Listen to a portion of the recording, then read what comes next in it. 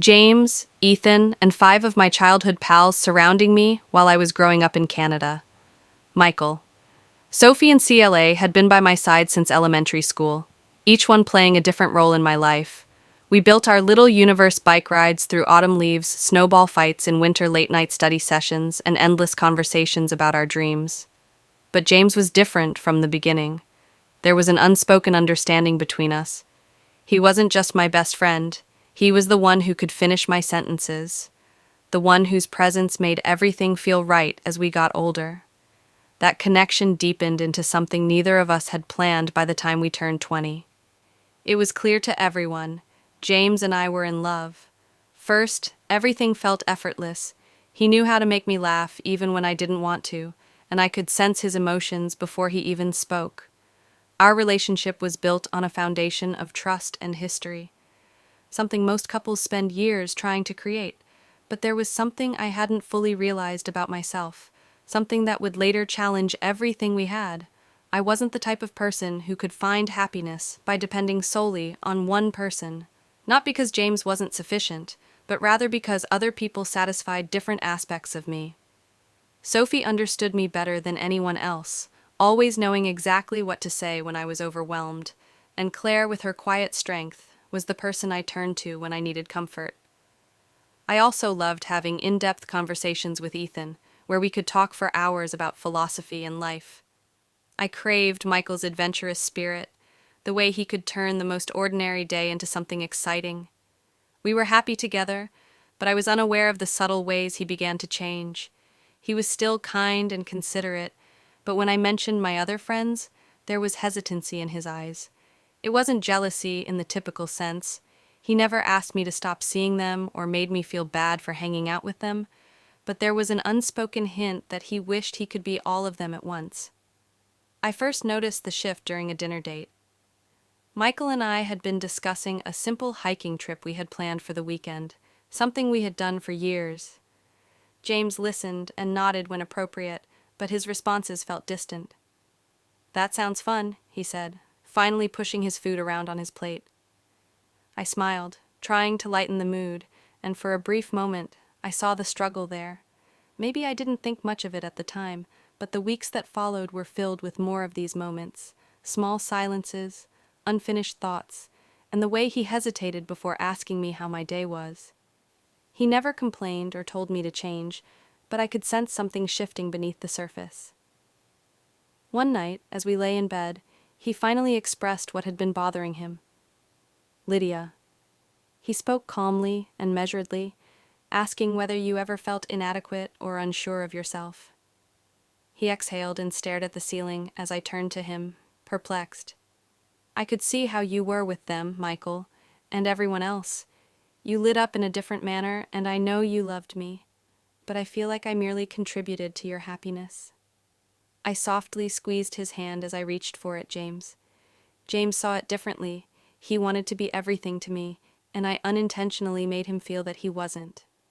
I thought about all the times I had called Ethan when I needed to vent, the weekends I spent on impromptu road trips with Michael, the intensely emotional conversations with Sophie that made me feel understood. And why does it feel like I need 5 other people to keep you happy? I didn't have an answer. The quiet times when James and I just needed to be held by CLA. As James held me close that night, I could feel the weight of the unspoken words between us. I told myself that love should be enough, that no matter what, we would figure it out. However, as I fell asleep, a persistent thought crossed my mind. What if love wasn't the issue? What if the way we needed love was... James began to distance himself from me. At first, it was just slight things like the way he took longer to respond to my messages, or the way he would abruptly cancel plans, but I could sense an invisible wall between us. His laughter seemed forced in the pauses before he spoke, and he hesitated before kissing me goodbye. I tried to ignore it, telling myself that he was simply busy and that I was overanalyzing, but the feeling only got stronger one night after a dinner that felt more like a duty than a date. When I asked him what was wrong, he urged, "Tell me," in a tight voice. He scowled and added, "James, if something's bothering you, just say it." He groaned and rubbed his face, saying, I don't know how to explain it. You have all these people that play different roles for you, and I understand that I truly do. But where do I fit in? Or am I just another piece of the puzzle? Lydia, I love you, but I feel like I'm just a part of your life, not your person. I opened my mouth to object, but he wasn't finished. His statements were painful since I had never considered it in that way. Love wasn't about finding one person to complete you. It was about sharing your life with someone while remaining whole on your own. However, James saw it differently. He wanted to be the one. I tried to reassure him, but nothing I said seemed to help. Instead, the gap between us only widened, and for the first time, I felt powerless. I turned to Sophie in the hopes that she would have some wisdom to share. Perhaps he just needed reassurance. She suggested that some people need to feel like they're irreplaceable, which he is. I insisted he doesn't see it, then showed him I wanted to, but how could I make him understand something that felt so natural to me? Days passed, and the tension between us remained. Then one evening, James asked if we could talk. The way he said it made my stomach twist. We sat in his car, the silence between us, heavier than ever. I think we need a break. He said finally, the words hit me like a punch. What, I don't know how to keep doing this. He admitted, I love you, but I don't want to feel like I'm competing for a place in your life. Tears burned at the back of my eyes. Eyes, James. You're not competing. You never were. He looked at me, and for the first time I saw just how much this had been weighing on him. Then why do I feel like I'll never be enough? I didn't have an answer. I wanted to tell him that love wasn't about one person being everything, that no one should have to bear the responsibility of being someone's entire world. But standing there looking at the pain in his eyes, I realized that for James, love meant something different. I wanted to fight for us, but I also knew that love shouldn't feel like a battle, so I nodded. Even though it felt like my heart was being ripped apart as I watched him walk away, I wondered if love alone was ever really enough. The days after James left felt hollow. I kept telling myself I had done the right thing, that love wasn't about sacrificing who you were to make someone else feel whole, but no matter how much I rationalized it, because of the warmth of his presence, the emptiness persisted, as did the lack of his voice in my day-to-day activities and the way he used to check in on me. It all sounded like an unfinished melody. When Ethan first heard him call at 1 p.m, he said, "I'm fine," in a cautious tone. The question weighed heavily on my chest because it seemed like I had just accepted his decision without trying to change his mind. But how do you fight for someone who feels like they're losing a battle they never signed up for? Michael decided to take a different approach. You need a distraction. I lied. No, you're not. There was no point pretending James and I took a break. He didn't sound surprised. You still love him, of course. No matter how far we went, my thoughts kept returning to the same idea. James was gone, but he had taken something with him. The wind in my hair and the excitement of the unknown were thrilling, but only for a brief while. Claire and Sophie tried their best to fill the void he left behind by letting me know I wasn't alone, that love could take many forms, and that perhaps James simply needed time. However, I knew deep down that time wouldn't alter the fact that we saw love in different ways, and one evening Claire discovered me looking at my phone. James's contact pulled up on the screen, "You want to call him." She observed, "I don't know what to say. Say the truth," but what was the truth? That I missed him, that I hated the idea of him believing he wasn't enough, that I wished love wasn't so complicated. I hesitated too long. Days turned into weeks, and James didn't reach out. I told myself it was for the best, that if he wanted to talk, he would, but the silence was suffocating. Then one night, Ethan invited me to a gathering. I wasn't in the mood for socializing, but staying home with my thoughts felt worse.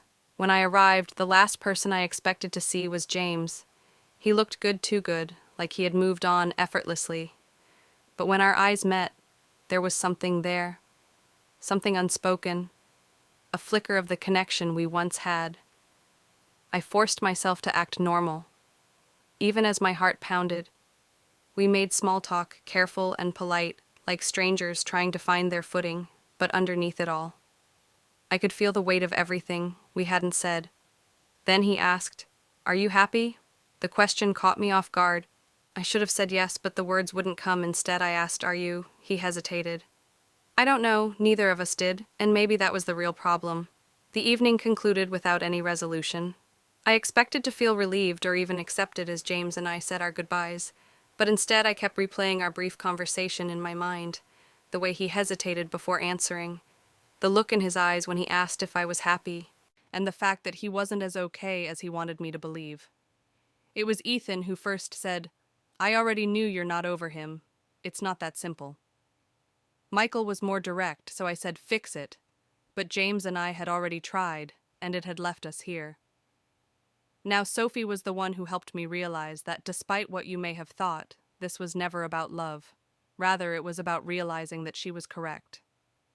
I had been so convinced that James needed to accept me for who I was that I hadn't given any thought to what he needed from me. Love was more than just understanding others. It was also about understanding them. I called him, and he picked up on the third ring, Lydia.